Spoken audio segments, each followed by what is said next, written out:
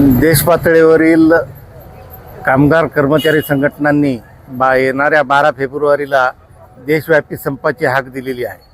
त्यानिमित्तानं तयारीसाठी नांदेड जिल्हा कामगार कर्मचारी संयुक्त कृती समितीची आज या ठिकाणी बैठक घेण्यात आली.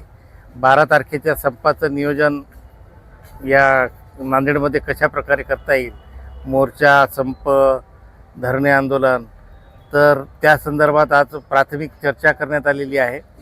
हा संप म्हणजे केवळ कामगारांचा नाही तर कर्मचाऱ्यांच्या देखील याच्यामध्ये महत्त्वपूर्ण मागण्या आहेत. केंद्र सरकारनं म्हणजे जे मोठा संघर्ष करून कामगार कायदे मिळवलेले होते ते सर्व कामगार कायदे रद्द करून फक्त 4 संहिता आणलेल्या आहेत.